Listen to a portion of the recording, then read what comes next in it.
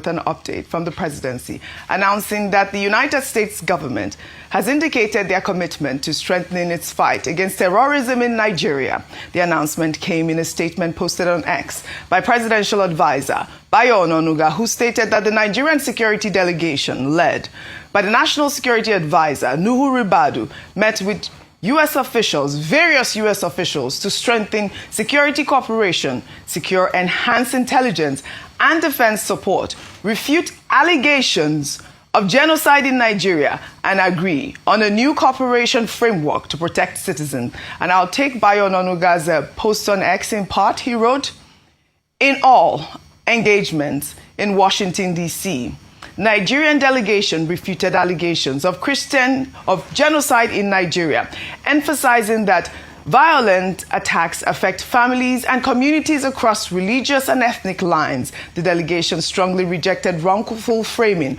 of the situation, saying such would only divide Nigerians and distort the realities on the ground." Following these engagements, the United States government affirmed its readiness to deepen security cooperation with Nigeria. This includes enhanced intelligence support, expedited processing of defense equipment requests, and the potential provision of excess defense articles that's subject to availability to reinforce ongoing operations against terrorist and violent extremist groups. In addition, Bayo Ononuga stated that the United States government also expressed willingness to extend humanitarian assistance to impacted populations in the Middle Belt, especially, as well as, offer technical support to ensure the mechanisms around early community warnings are strengthened. And this is a sort of collaboration that I have been looking for. It's great to see that, this conversation is going even beyond detail, providing technical assistance and, concentrating on the Middle Belt, which is really where the Christian killings have occurred recently. Meanwhile, or for decades. Meanwhile, the assistant to the U.S. Secretary of War for Public Affairs, Sean Parnell, published a readout of the landmark meeting between U.S. Defense Secretary Pete Hegseth and Nigeria's National Security Advisor, Nuhu Ribadu, in which he stated that both countries discussed ways to make tangible progress on stopping violence against Christians in Nigeria and combating West African jihadist terrorist groups. During the meeting, Hegseth emphasized the need for Nigeria to take urgent action to stop violence against Christians, adding that the department is open to work with Nigeria to deter terrorists that threaten the United States. I'm happy that it's not just from Bayo Ononuga that we are hearing the report. We got a readout from the Department of War. The collaboration is starting, like I told you, Ayo. Yes. This was when we first took the story where the Nigerian delegation went to meet with, the man leading the investigation in Congress, Riley Moore. Yes. I said that this is, the beginning of the conversation for the collaboration that we really need to tackle insecurity. However, we're seeing, pockets of, reports of insecurity, insurgency. Yesterday, there was fake news from my town, Kwale, that we saw that they said something about, the Fulani herders, terrorizing the young girls, but it wasn't true. The Delta State Police Command debunked that news, that it is not true. But, it's either we are hearing that these are pockets of violence or there are real violence still happening in Nigeria. However, in Nasarawa State, a video that made the rounds on social media overnight showed panic and chaos in Agboda village community after a church crusade was allegedly disrupted by terrorist headsmen. In a video dated yesterday, Monday, November 24th, families with young children are seen running as a man recalls the moment the crusade was disrupted. Let's take a look. We came for a crusade here, live in Abuja, in Nasarawa State.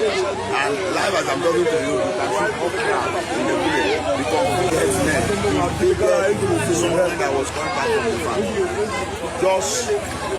We came in for a crusade in this community today. Look at what it's up as you can see.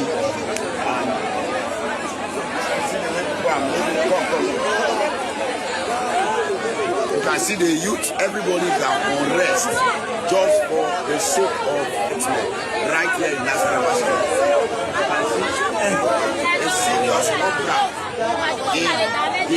community. Dr. Bati, we're yet to get an official statement from the state government in Nasarawa State. And despite moves being made by the federal government to get, a handle on insecurity and terrorism, videos like this show just how fearful and uneasy communities across the country are feeling right now. Arise News has not independently verified that video, but it has gone viral. I thought it was important to highlight it, also to hear from the Nasarawa state government. We did see the video of this young man even preparing to go for this crusade, only to have this video of the charade that occurred last night. A quick assessment of the trip to the United States would inform us that it was a successful trip. Yes. Against the background of the diplomatic tension that has been caused by the redesignation of Nigeria as a country of particular concern. The Nigerian delegation eventually met with the Secretary of Defense, Pete Hegseth, who is in a position to take this to the highest levels within the U.S. It also shows that, in spite of everything, the bilateral relations between Nigeria and the United States is alive and well, and there are opportunities for further consultation and collaboration. Now, Nigeria has very strong relationship with the U.S. in the area of trade, security, economic growth, education. And this has been a long-standing relationship. So reaching out to the Americans means, of course, that there are, new pathways. But this idea of cooperation and collaboration and intelligence sharing, it's not as straightforward. There will be modalities that have to be worked out. There will be trade-offs. I just hope that the Nigerian administration will have the capacity to measure up, because oftentimes we hold these meetings, we lack the capacity to follow up and to follow through. And in this particular case, where security is involved, I hope that everybody will be attentive enough to know that it's not something you joke with, since Trump says we tend to see everything as a joke in Nigeria. The second point is to say that the incident in Ndokwa Nation, I think your nation is Ndokwa. Yes, Ukwane. My mother is from Ndokwa. Because I had one man. Kwale. That's where my mother is from. Okay. Kwale. But the man was talking about Ndokwa Nation. Ndokwa. Kwale is in Ndokwa. Okay. It's like a little town within the Ndokwa community. In any case, yes. What he says, what the Commissioner of Police in Delta State, his name is Abaniwanda, Commissioner of Police Abaniwanda. And in this particular case, the literal meaning of his name will seem to apply. That this was a case of misinformation. No, that people were just scaremongering. Sorry, can I ask you? That it didn't happen. Who told you the meaning of his name? Abaniwanda. Yes. It means that they are just guessing. They are imagining things. That there was no attack. Right. Yes. These were students who just saw some Fulani people and they started panicking. No, they said that that's how they actually go back home. That it's just someone who was trying to be mischievous. Yes. Was it even anything? So what the Nigerian government needs to do, either in Kwale or in Nasarawa, is to continue to educate the people so that we don't have a rampaging culture of fear. Because if you were to go into that street now and you say, they are coming, you will see everybody will take to their ears. This is not funny, but I mean, yes. That is the climate of fear that we have established. Absolutely. With our missions in this country. Nobody will ask who are the day. Yes. Nobody is going to wait. Everybody will move. Yes. Run first, ask questions later. These are the issues. These are the real issues. But speaking about fear, meanwhile, former Lagos State governorship candidate Gbadebo Rose-Vival is calling on the federal government to license firearms for citizens to defend themselves against terrorists due to the government's failure to secure the country. Speaking on live television, the politician cited recent abduction in Kwara and Ogun states over the weekend, saying that insecurity has spread beyond the north to other parts of the country, adding that it would be wicked to ask citizens to remain helpless when the government has failed to provide security. Let's take a look. It is wickedness to ask people to just remain helpless when the government fails them. How many people have to die before we understand this fact has to become a reality? Until the government steps up. I'm talking about this situation now because of the failure of government that we found ourselves in. right? And in this failure, if the government cannot sit up, then they start considering licensing firearms. But then you now ask yourself, if the same government is withdrawing protection from people before terrorists come in, will they license firearms?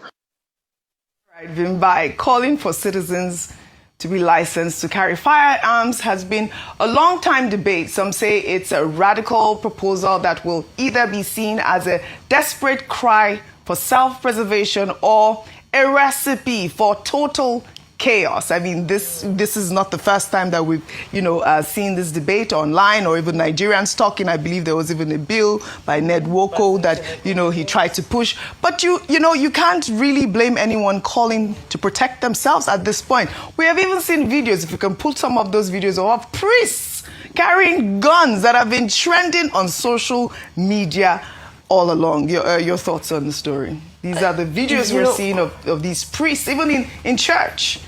Carrying guns. We find ourselves in such a complex place, yes. OG, because what do you expect people to do in this type of climate? Is that the natural human instinct of self-preservation kicks in and people want to resort to self-help. But unfortunately, when it comes to self-help, we've seen time and time again that it generally does lead to a state of anarchy. But in this moment, we say, okay, the state is not doing its duty. So the people are saying, well, we can't just be exposed. So the state has to step in. This is what we've been calling for consistently, and we can't relent in continuing to call for that. Because let's remind ourselves that one of the reasons why we are in this predicament is because there's just a brazen institutional weakness. Yes. Now, how many people actually update their driver's license regularly? And how often is it checked? And how authentic is it? If you look across the country, driver's license, right? Now, how are we now going to regulate gun licenses? And how are we going to ensure that, people truly are abiding by it? How are we going to bypass the corruption? So institutions first have to be addressed. And this is, I'm just consistent about this point, that the real fundamental issues, we can't take Panadol for this kind of ailment, unfortunately. So yes, if all things are equal, I think it's fair to say people should have the right to carry firearms. But unfortunately, all things are not equal, and we don't want a situation where the same people that we are accusing of orchestrating and being perpetuators of these things, their arguments that these people are funded by powerful people. Are we sure we want those same powerful people to now have legal licenses to also access firearms? Because remember, as much as innocent citizens will have access to it, also those with malicious intent will also have access to so many things. Are we going to do mental health checks before granting licenses? This gun licenses, it's a huge topic. It is.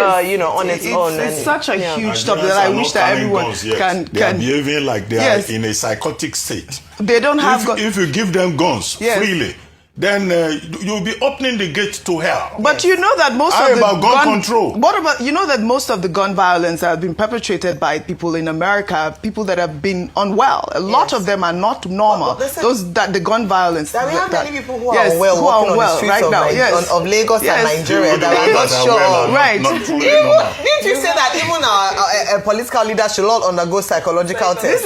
Because we are not yet mature for that. Please, for those who are advocating for that, it's an abdication of responsibility of the government to do what they're supposed to do, rather than emphasize licensing guns. Let's use that same energy to push for the government to do what they're supposed to do. Yes, we can but also the conversation about even these terrorists that have access, the proliferation of firearms is the biggest problem that we have in Nigeria. How are these people able to have their hands on the guns and we're not able to? Yes, absolutely. Well, we'll continue on the conversation.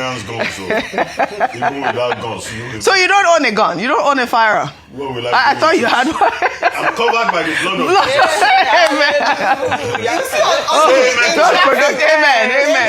In traffic, people will be angry and bring out a gun. That's what happens in America. That's one of the biggest issues in America, the gun control and gun violence. We'll take another story now.